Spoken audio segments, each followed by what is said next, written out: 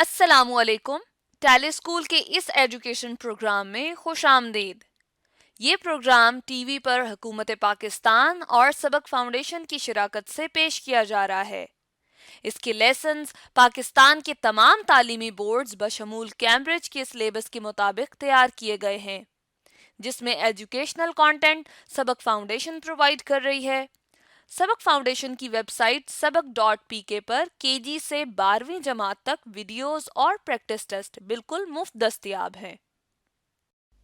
First year की chemistry के आज के लेसन में हम स्टडी करेंगे प्लैंक्स क्वांटम थ्योरी। ये फेडरल, केपीके और बलूचिस्तान के चैप्टर नंबर 2, पंजाब के चैप्टर नंबर 5 और सिंध के चैप्टर नंबर 3 का टॉपिक है। इस लेक्चर में हम प्लैंक्स क्वांटम थ्योरी के डिफरेंट पोस्टुलेट्स को समझेंगे।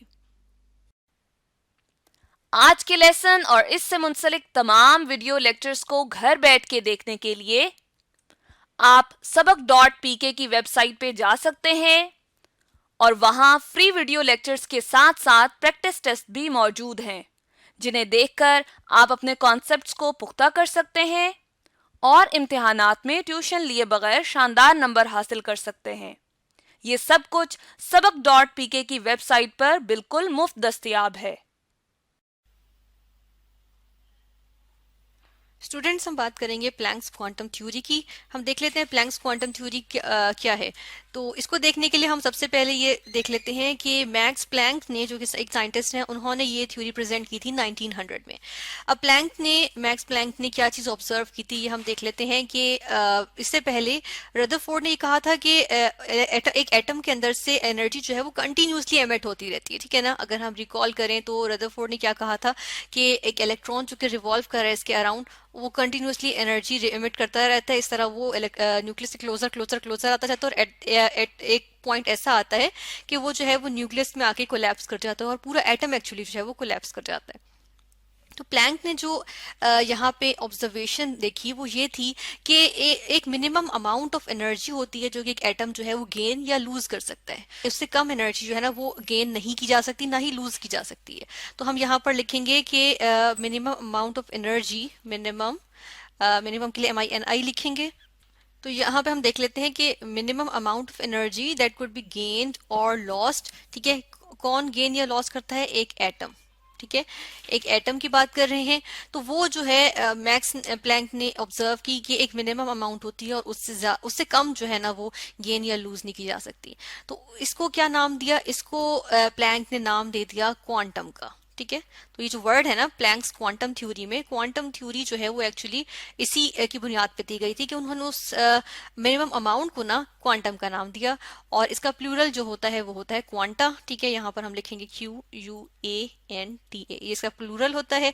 और यहाँ पे हम एक और बात देख लेते हैं कि इसका मीनिंग एक्चुअली होता है हाउ मच। ठीक है। यानी कितना। तो हम देखते हैं कि how much amount of energy जो है वो एक्चुअली मिनिमम जो है वो गेन होती है, लूज होती है। तो उसको जो है वो क्वांटा का नाम दिया गया। ठीक है।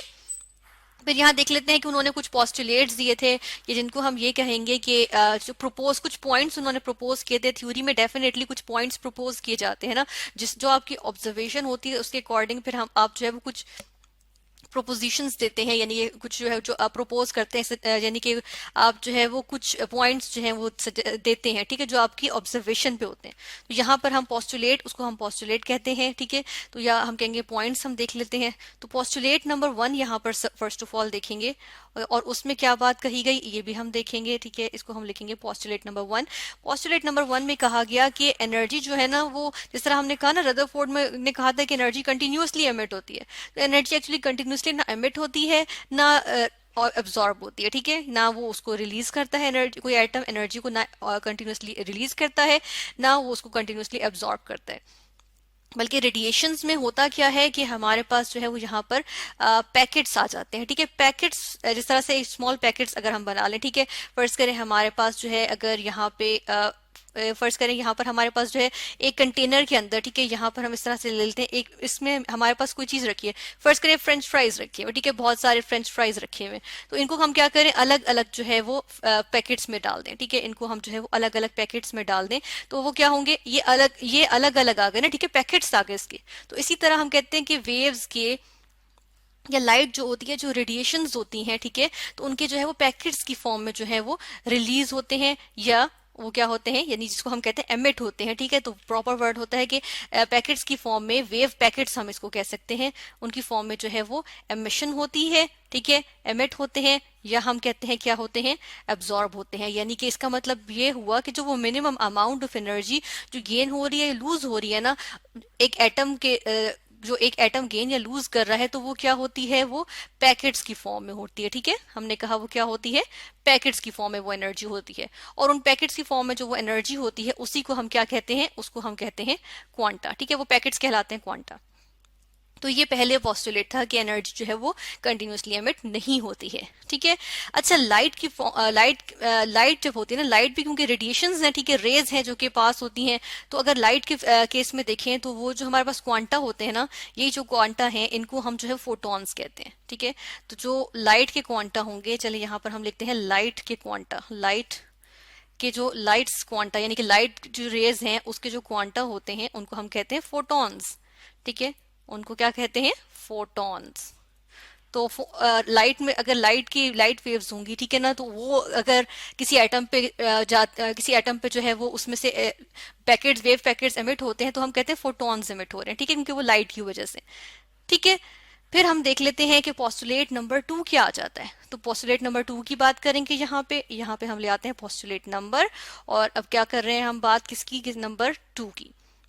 तो पोस्टुलेट नंबर 2 की अगर हम बात करें तो इसमें हम देख लेते हैं कि उन्होंने एक और चीज भी ऑब्जर्व की और प्रपोज की, और वो ये थी कि एनर्जी जो है ना, हम कहते हैं कि इस रेडिएशन, ये जो रेडिएशन या रेज एमिट हो रही है, जिसमें लाइट भी रेज है, तो किसी भी फॉर्म में रेज जो एमिट हो रही हैं वो क्या होती हैं, वो डायरेक्टली प्रोपोर्शनल होती हैं फ्रीक्वेंसी के, हम कहते हैं कि जो रेडिएशंस हैं उनकी फ्रीक्वेंसी के, ठीक है। तो एनर्जी को भी ऐसा करते हैं, हम फुल फॉर्म में लिख देते हैं, यहाँ पर हम लिखेंगे एनर्जी। तो ये किस तरह से होता है ये हम देख लेते हैं कि हम कहते हैं फ्रीक्वेंसी क्या होती है, फ्रीक्वेंसी होती है कि एक सेकंड में कितनी वेव्स पास कर रही हैं, ठीक है। फर्ज करें अगर ये मेरे पास जो है वो वेव्स हैं, तो एक सेकंड में, फर्ज करें एक सेकंड में से इतनी पास हुई हैं, तो कितनी नंबर ऑफ वेव्स पर सेकंड आ जाएंगी, तो वो जो है ना हमारे पास का यूनिट भी होता है पर सेकंड, यानी नंबर ऑफ वेव्स पर सेकंड, तो यूनिट आ जाता है पर सेकंड, ठीक है। और ये होता है फ्रीक्वेंसी कि एक सेकंड में कितनी वेव्स जो है वो पास कर रही हैं। फिर हम ये देख लेते हैं कि जब इस एनर्जी को हम क्या करते हैं, इसको हम कहते हैं कि ये एनर्जी डायरेक्टली प्रोपोर्शनल फ्रीक्वेंसी के, यानी कि जितनी ज्यादा फ्रीक्वेंसी होगी, जितनी ज्यादा नंबर एक रेज की, फर्ज करें लाइट की ही जितनी ज्यादा नंबर ऑफ वेव्स जो है लाइट की वो एक सेकंड में पास करेंगी, उतनी ही ज्यादा उस लाइट की एनर्जी होगी, उस लाइट में एनर्जी होगी, ठीक है। ये बात हम यहाँ पर कहते हैं, ये उन्होंने प्रपोज किया। इसको अगर हम ऐसे करते हैं कि इसके एक्सप्रेशन में लिखते हैं, ये अभी तो हमने वर्ड्स में लिखा है, मैथमेटिकल एक्सप्रेशन की फॉर्म में लिखते हैं इसको। यहाँ पर हम ई लिख देते हैं, कैपिटल ई लिख देंगे एनर्जी के लिए, और हम लिख रहे हैं डायरेक्टली प्रोपोर्शनल है फ्रीक्वेंसी के लिए हम यहाँ पर यूज करेंगे इस तरह से, इसे न्यू कहते हैं, ठीक है, NU न्यू। और ये जो है वो एक ग्रीक अल्फाबेट है, ठीक है, इसके लिए हम न्यू का हम यूजुअली यूज करते हैं फ्रीक्वेंसी के लिए, ये हम सिंबल यूज करते हैं। अच्छा, जब हम प्रोपोर्शनैलिटी कांस्टेंट को हटाएं, सॉरी, जब हम प्रोपोर्शनैलिटी के साइन को हटाएंगे तो यहाँ पर एक प्रोपोर्शनैलिटी कांस्टेंट आ जाता है, तो हम यहाँ पर लिखेंगे इक्वालिटी का साइन आएगा, और डेफिनेटली यहाँ पर एक प्रोपोर्शनैलिटी कांस्टेंट आ जाएगा, ठीक है। ये आ गया H, और उसके साथ हमारे पास न्यू वापस यहाँ पर आ गया, ठीक है। अब ऐसा करते हैं कि देख लेते हैं ये एज जो है ना, क्योंकि ये एज भी जो है वो किसने सजेस्ट किया था, ये पोस्टुलेट के अंदर ही आ रहा है, तो इसको हम कहते हैं प्लैंक्स कांस्टेंट, ठीक है। ये प्लैंक साहब के ही नाम पे है, और इसको हम कहते हैं प्लैंक्स कांस्टेंट। और इसके अगर हम वैल्यू देखें, इसकी वैल्यू भी डिटरमिन की गई है, और इसकी वैल्यू कितनी होती है, ये होती है 6.626, ठीक है, और इंटू 10⁻⁻34, ठीक है, और ये आ गया जूल्स इंटू सेकेंड। ये इसकी हमारे पास जो है वो अमाउंट आ जाती है या यूनिट आ जाता है, ठीक है। ये इसकी वैल्यू है और ये इसका यूनिट।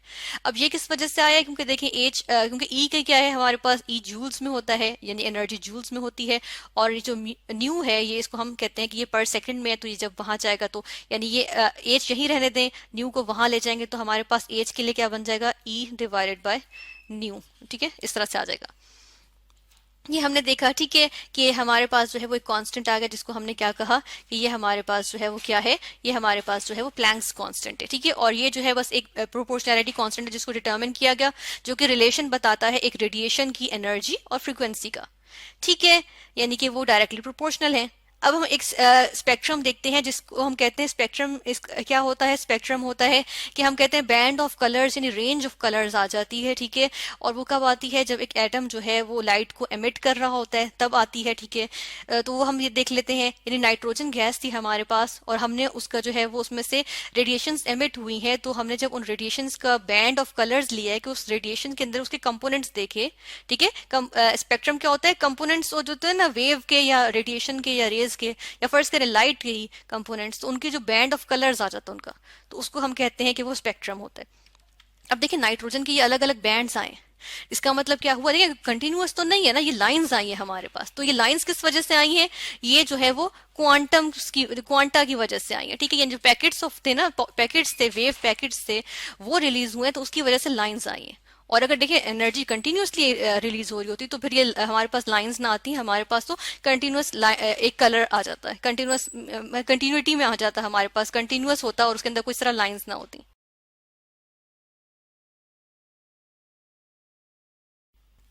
अब पॉस्टुलेट नंबर 3 क्या कहता है, ये जो है हमने कहा ना कि बॉडी जो है वो एनर्जी जो है वो क्वांटा की फॉर्म में करती है, और इसके लिए हमने जो है वो क्या लेकर आए थे, एक्सप्रेशन जो था वो each E is equal to h nu था, ठीक है। यानी कि ई जो है वो हमारे पास क्या क्या energy, H Planck's constant, new जो है वो हमारे पास फ्रीक्वेंसी आ जाएगी। तो अब हम क्या करते हैं कि इसके अंदर जो है हम और भी चीज होती है, क्योंकि जब हम एक वेव की बात करते हैं, ठीक है, जैसे हम थोड़ा सा और नीचे आ जाते हैं कि यहाँ पर हम बात करेंगे वेव की। एक वेव यहाँ पर लेकर आते हैं और देखते हैं वेव किस तरह से होती है। ये हमारे पास एक वेव आ गई, ठीक है, इसको यहाँ पर रखते हैं और ये जो एक्सप्रेशंस हैं इनको थोड़ा सा साइड पे वेव के यहाँ पैरेलल ले आते हैं।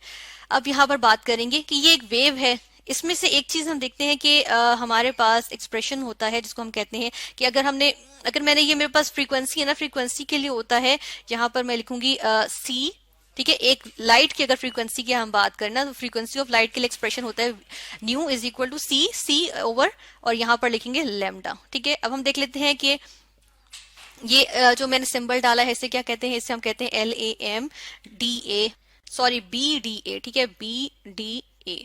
तो ये हमने लिखा लैम्डा होती है, ठीक है। और सी क्या होती है, इसको हमने इस तरह से इसकी बात की है। अच्छा ये एक्चुअली होता क्या है, इसको हम कहते हैं कि ये जो है वो वेवलेंथ होती है, ठीक है। ये भी हम देखेंगे कि वेवलेंथ क्या होती है। इसके अलावा जो सी है वो क्या है, इसको हम देख लेते हैं। सी जो है वो हमारे पास ये स्पीड ऑफ लाइट आ जाती है, ठीक है, यानी कि क्योंकि हम यहाँ पे लाइट को ही ले रहे हैं, चलें तो हम जो है स्पीड ऑफ लाइट आ जाएगी। और वैसे अगर हम बात करें तो स्पीड ऑफ रेडिएशन की बात करते हैं, लेकिन यहाँ पे चले हम स्पीड ऑफ लाइट ले लेते हैं। और जो ये लैम्डा है ये speed of sorry wavelength of light है। अब वेवलेंथ क्या होती है ये भी हम देख लेते हैं। यहाँ पे वेवलेंथ क्या होती है कि ये जो वेव है ना, इसका ये ऊपर वाला पार्ट होता है इसको हम कहते हैं क्रेस्ट, ठीक है। और जो ये नीचे वाला पार्ट होता है ना, इसको हम कहते हैं ट्रफ, TROUGH, ठीक है। तो ये इसकी स्पेलिंग होती है, इसको थोड़ा सा हम इसकी ट्रफ की स्पेलिंग जरा ठीक करेंगे, ठीक है, TROUGH, ठीक है। तो ट्रफ होता है।